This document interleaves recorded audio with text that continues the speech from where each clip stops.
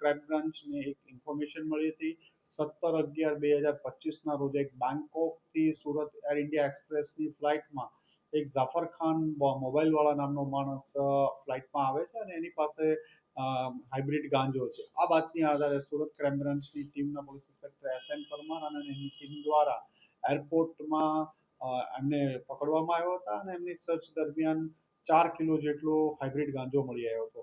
આ રેડ દરમિયાન Surat crime branch ઉપરાંત Dumas police, air intelligence unit અને CISFને પણ સાથે રાખવામાં આવ્યા હતા. એમની પાસેથી અંદાજે 1,41,00,000 જેટલો મુદ્દામાલ કબજે લેવામાં આવ્યો હતો. આ મુદ્દામાલ એને કોઈને આપવાનો હતો. એને એરપોર્ટથી બહાર નીકળ્યા પછી કોને આપવાનો છે એ બાબતે એમને જાણ કરવામાં ફોન ઉપર આવવાની હતી.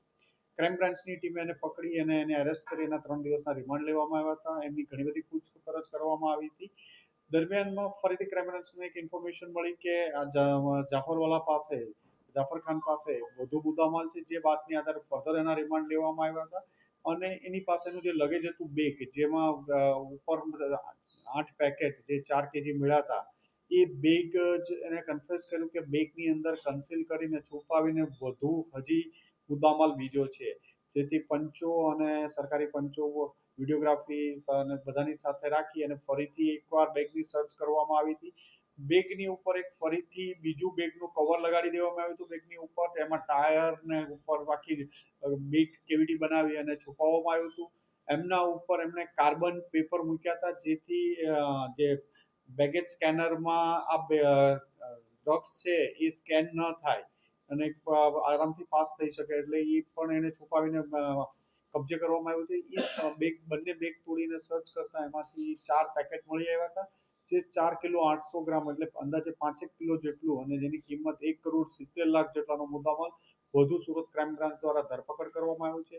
ફોઇલ પેપર, બેગ વધુ કબજે, જે કાર્બન પેપરની કબજે કરવામાં આવ્યા છે અને હજુ આમાં તપાસ ચાલુ છે.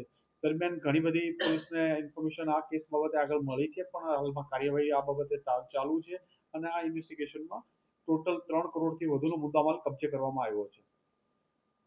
સર, આ ડ્રગ્સ કેસની અંદર અન્ય કોણ સંડોવાયેલું છે અને શું નામો ખુલવા પામ્યા છે અને ઇન્વેસ્ટિગેશન દરમિયાન ત્યાંથી મોકલવાવાળા અને આગળની લાઈન પોલીસને મળી છે, પણ હાલ પૂરતું ઇન્વેસ્ટિગેશન ચાલુ હોય એટલે હાલમાં આ બાબતે આપણે કહી નહીં શકાય.